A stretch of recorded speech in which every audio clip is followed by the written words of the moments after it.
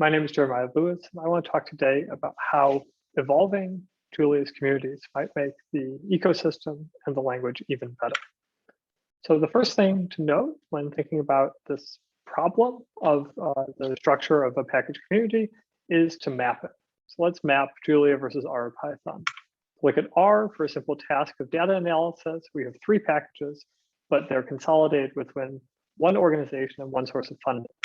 If we look at Python, we have a package, a source of funding, and a source of leadership, each separate, but all linked one-to-one. If we look at Julia, we have extreme modularity.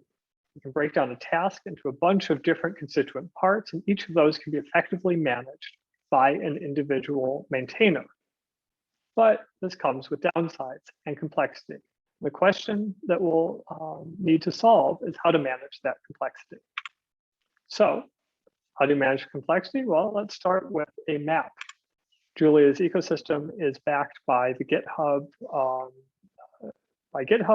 and we can use the GitHub API to pull rich metadata on packages.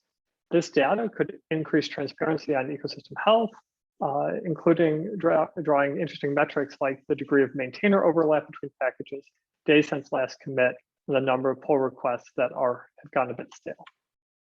But in addition to that, we're going to need to acknowledge our Achilles heels.